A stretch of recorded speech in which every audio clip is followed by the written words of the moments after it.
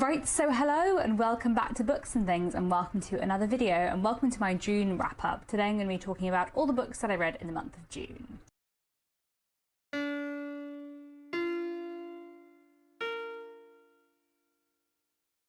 I feel like this is probably not going to be a very long wrap-up video because I read 8 books in June, which is probably fewer books than I usually read in a month.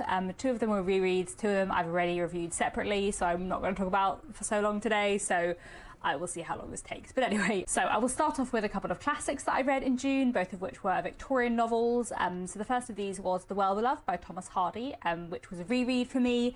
And this I read because I have been reading all of Thomas Hardy's works in chronological order for General Librarian's Thomas Hardy read-along, and June's book was The Well-Beloved. So we have one book left, Jude the Obscure, which I'm probably not going to read in July because of Jane Austen July. I'll probably read in August, but I'm really looking forward to rereading that one because that's one of my favourites. Unlike The Well-Beloved, which is my least favourite Thomas Hardy novel. I knew it was my least favourite Thomas Hardy novel, I knew I didn't like it, but as I had read all of the rest of Thomas Hardy's books in publication order for this read-along, and as The Well-Beloved is very short, I thought I would just reread it anyway and slip it in.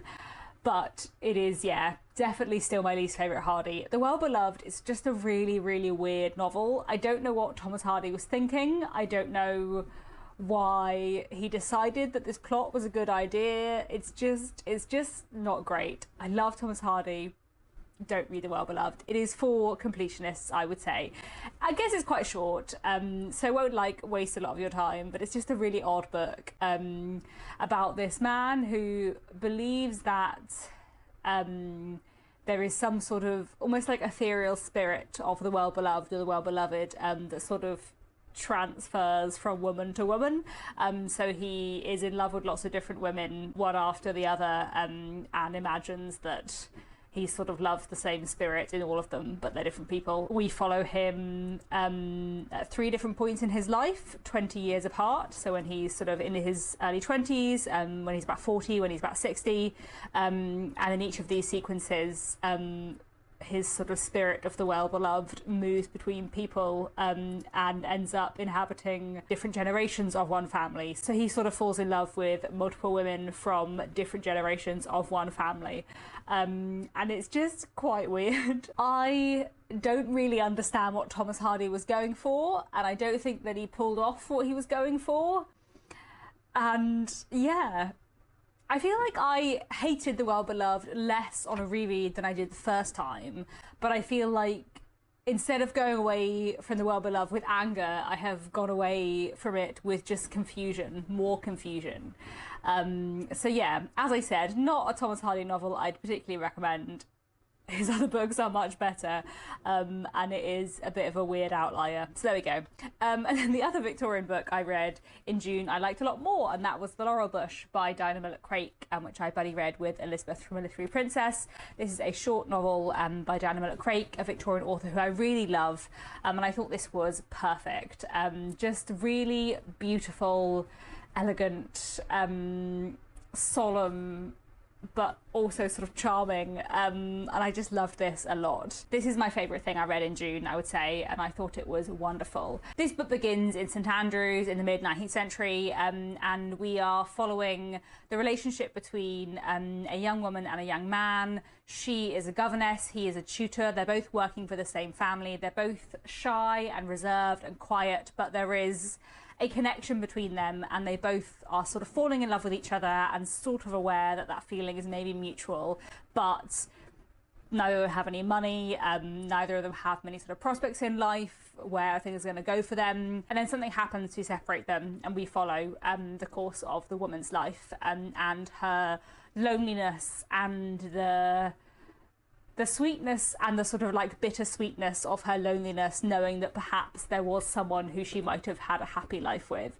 And it's just beautiful. I just loved it. I just love the way Dinah Mullet-Craik writes, and I think she writes about loneliness wonderfully. I think she writes about sort of class and the position of women and so many issues within Victorian society wonderfully. And I just thought this was exquisite. I think if you like Persuasion by Jane Austen, then I think this is worth a read. It has that same sort of like melancholy look at loneliness, getting older, all of that kind of stuff. Oh, it was just great. It was just great. I love Dinah Mullet-Craik. I feel like she's fast becoming one of my absolute favourite Victorian writers.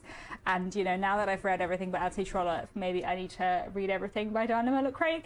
I think she wrote quite a lot as well, so we'll see how I go. Then I read quite a few works of historical fiction in the month of June.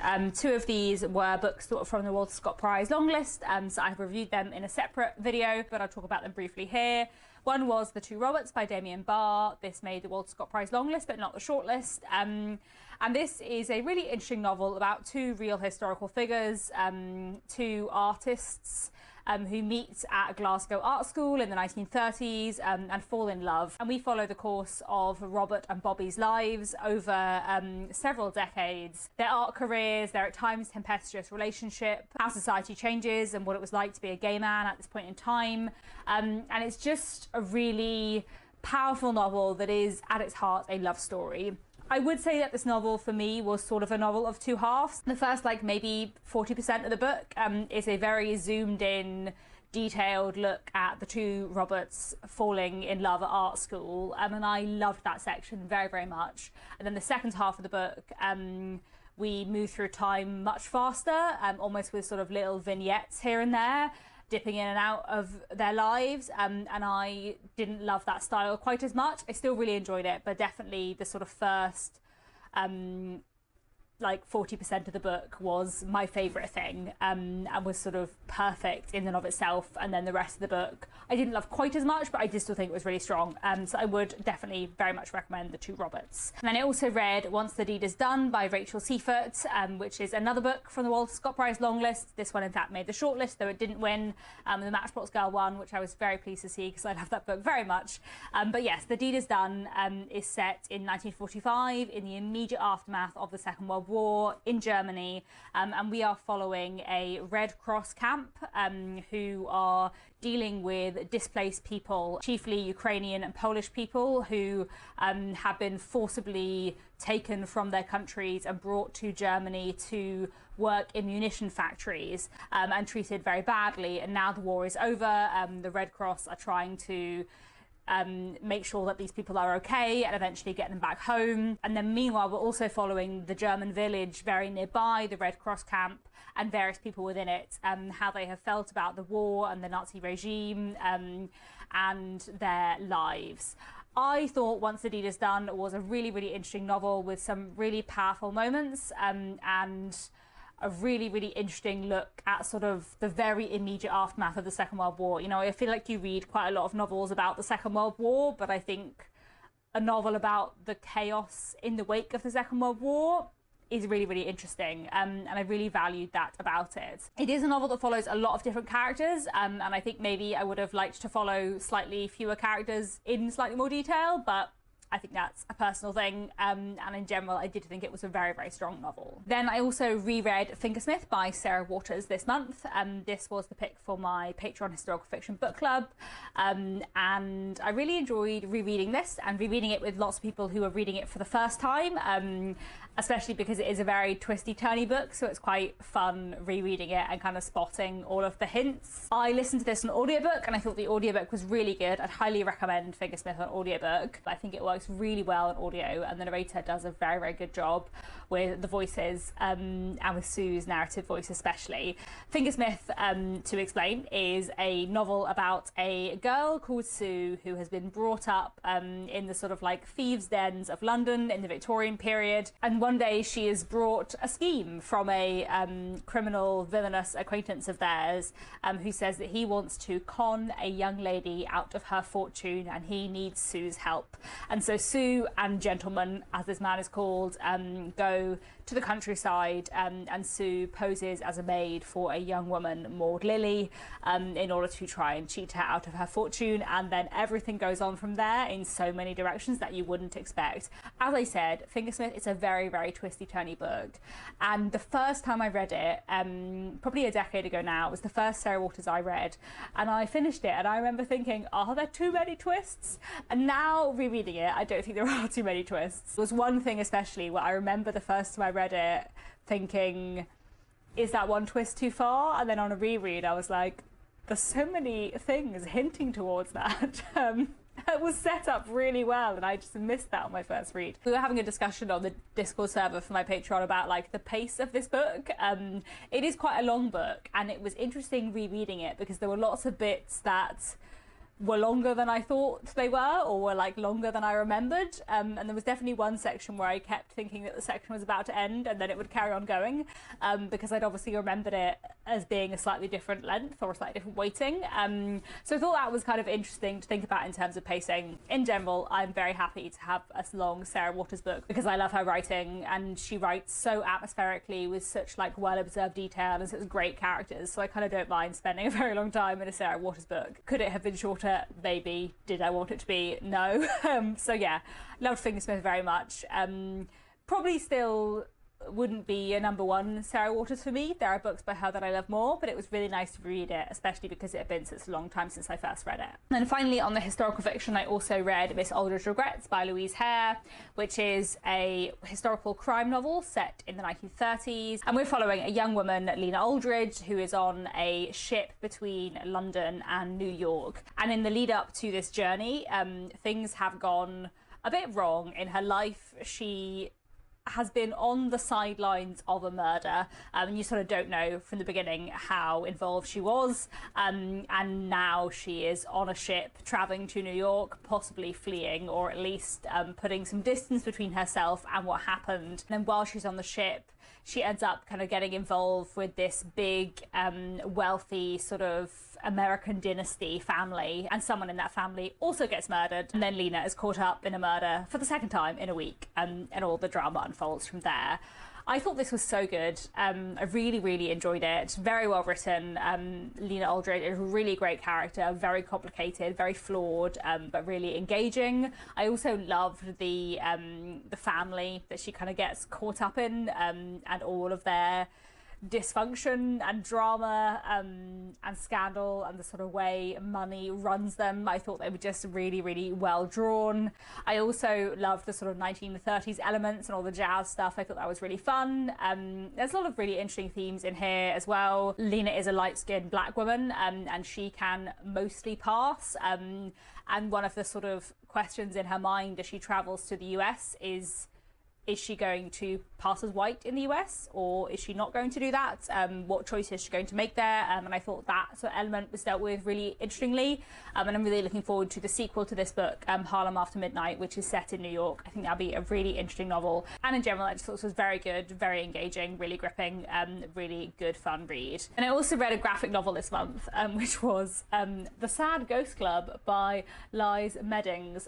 So this is a YA graphic novel that I bought on a whim earlier this month, or maybe it was in May, but me and my friend were going book shopping in Waterstones Piccadilly, and I saw this face out and the cover just hugely appealed to me. And I have been meaning to read more graphic novels, so I picked it up and I thoroughly enjoyed this. So this, as I said, is a YA graphic novel, basically about two teenagers who are struggling with the mental health, and struggling with social anxiety and the sort of pressures of life, and feeling like they are not people but sad ghosts. So while the other teenagers are all drawn as people, our main character is always a sad ghost, and that's how they move through the world, but they end up meeting someone else who is maybe a sad ghost too, and sort of finding that bond, and talking to someone about their feelings in a way that really helps, and I just thought this was really sweet, really powerful,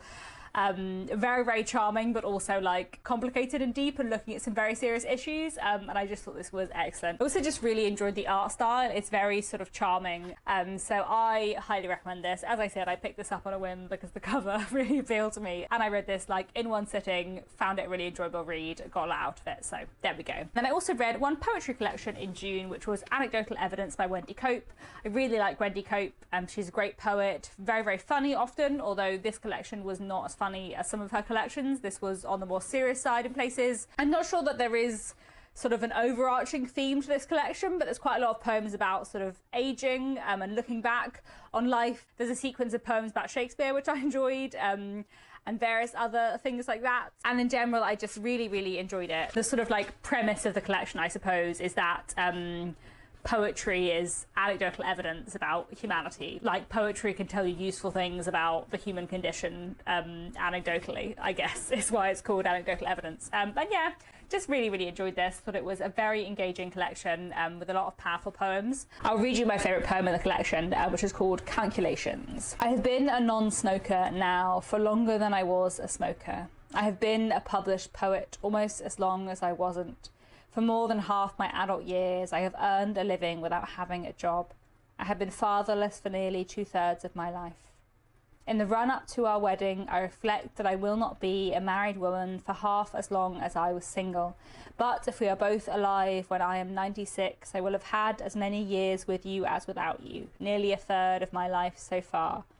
With luck, the fraction will grow, like evening sunlight, spreading across a field. So the view at the end of the day is brighter and more beautiful than I could have foreseen in the long, dark hours of the morning. I just think that's lovely. And there are a lot of other poems in here that I just really, really liked. Yeah, like I said, less comic than Wendy Cope often is, but still a really great collection. So there we go. Those are the things that I read in June. A nice reading month, even though I didn't necessarily read as much as I sometimes do. I feel like June just vanished in a flash and I didn't read as much as I wanted to, but oh well, that's fine. Moving on to July, I'm hoping to get lots read for Jane Austen July. So that's all for now. Thank you very much for watching, and I'll be back very soon with another bookish video.